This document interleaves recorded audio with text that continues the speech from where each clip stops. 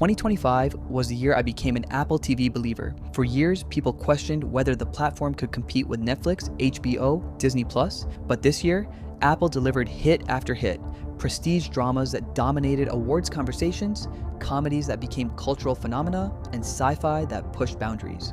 So, I spent the year watching everything the platform dropped, and I'm bringing you the absolute best. Welcome back to Cine Commendation, and today we are going to reveal the 10 best Apple TV Plus shows of 2025. The ones that prove this streaming service isn't just competing anymore, it's leading.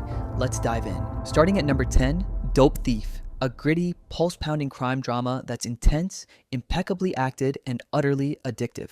We're posing as feds. We're ripping off drug dealers. Dope Thief follows two Philadelphia childhood friends, Ray and Manny, who pose as DEA agents to rob small-time drug dealers. They flash fake badges, confiscate the stash, resell it through their silent partner, and walk away clean. It's working beautifully, until they target the wrong house. From that moment on, their lives become total hell. What I love about Dope Thief is the performances. Brian Tyree plays Ray. He's charming, desperate, and constantly talking his way out of disaster. Wagner Moura bring vulnerability and quiet desperation. The chemistry between them is magnetic. Visually, it's stunning. The action sequences are brutal and creative, and thematically, it explores loyalty, survival, and the blurred lines between right and wrong in a way that feels earned. If you're into character-driven crime dramas with phenomenal performances and relentless tension, Dope Thief absolutely earns its spot at number 10. We the hunters, bro. At number 9, Chief of War. It doesn't just tell history, it throws you straight into it. I feel like the gods are against me. Chief of War is a historical epic set in 19th century Hawaii, and it follows the story of Hawaiian warriors during a time of immense upheaval, colonization, cultural erasure, the fight to preserve identity and sovereignty. Jason Momoa doesn't just star in this, he created it, and you can feel his personal connection to the story in every frame. It's brutal, it's beautiful, and it doesn't shy away from the violence and tragedy of that era. What makes it stand out is the authenticity. The cast is predominantly indigenous Hawaiian and Pacific Islander. The language, the traditions, the spirituality, it's all treated with deep respect. This isn't a sanitized history lesson. It's raw, emotional, and necessary. And that's exactly why Chief of War earns its place on this list. At number 8, Stick, a feel-good sports comedy that gives golf a dose of heart, humor, and real character. You're cupping your wrist a little bit. Did you hear that? I can barely hear you. Wait right here, Mrs. Nussbaum. I'll be right back. Owen Wilson stars as Price Cahill, an over-the-hill former pro whose once promising career derailed nearly 20 years ago. While working at a county club, Price spots Santi, a troubled 17-year-old with raw generational talent, and decides to mentor him, hoping to find redemption both on and off the green. The series' standout isn't just its sport, it's the relationships at its core. The bond between Price and Santi becomes a found family narrative, filled with bumps, laughs, and moments where personal growth matters more than tournaments. The show has a feel of Ted Lasso, but it has own charm, heart, and a unique setting that sets it apart. The episodes are short, around 30 minutes each, and the pacing keeps you engaged without feeling overwhelming. If you're looking for something light, funny, and surprisingly emotional, Stick is ideal comfort viewing. At number 7, Your Friends and Neighbors, a dark comedy crime drama that's addictive, sharply written, and anchored by Jon Hamm's best performance since Mad Men.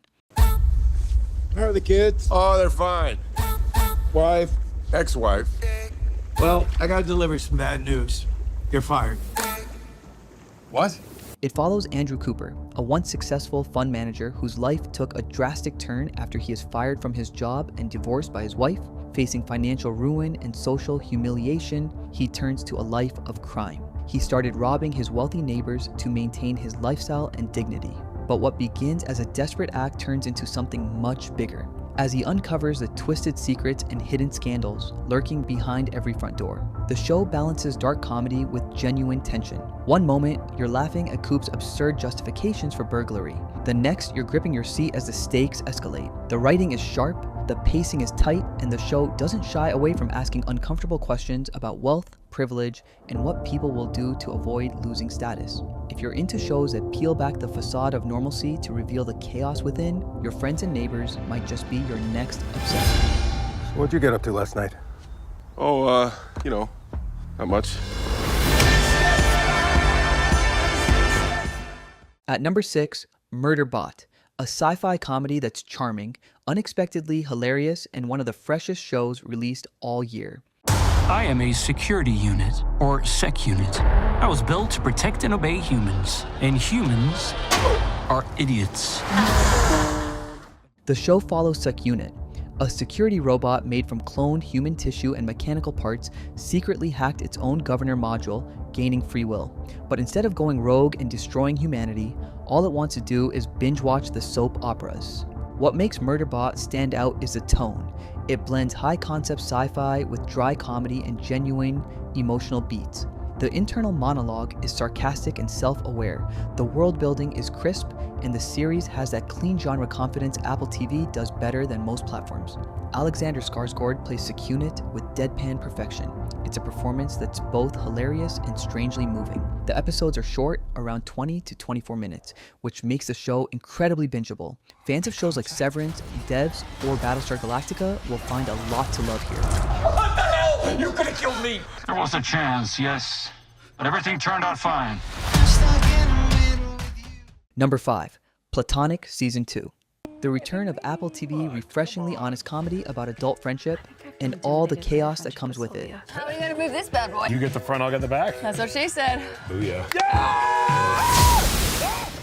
The series reunites Seth Rogen and Rose Byrne as Will and Sylvia, former best friends whose attempt to rebuild their bond in midlife quickly proved that platonic doesn't always mean simple. Season 2 leans deeper into that messiness, exploring how careers, marriages, ego, and emotional dependence can complicate even the healthiest friendships. What makes Platonic work so well is its balance. It's genuinely funny without turning its characters into caricatures, and emotionally sharp without slipping into melodrama. Rogen and Byron's chemistry remain the show's beating heart. Awkward, affectionate, and painfully relatable. In a year full of heavy prestige dramas, Platonic earns its spot by being honest, funny, and refreshingly grounded, which is exactly why it lands at number 5.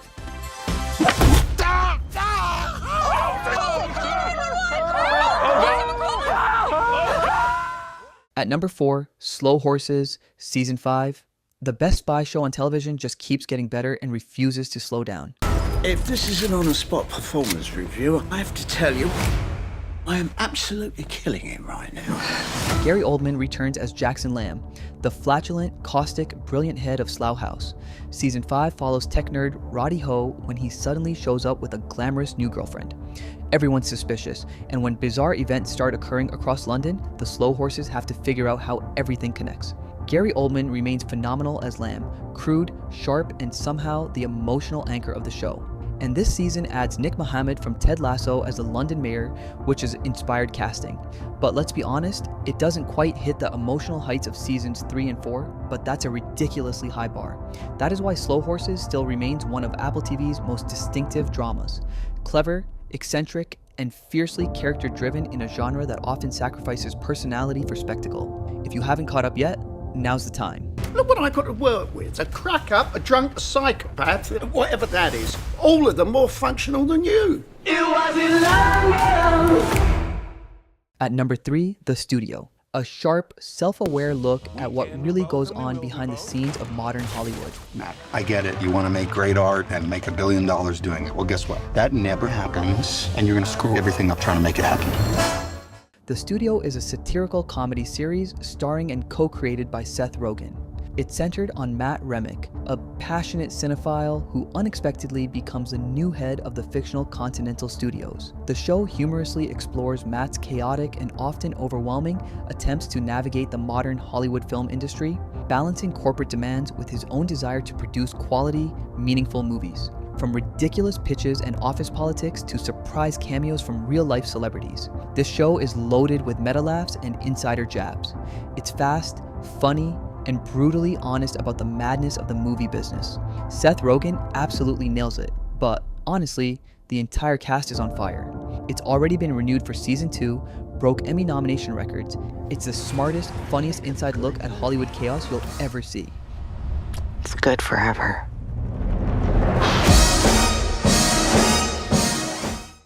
Number 2, Pluribus.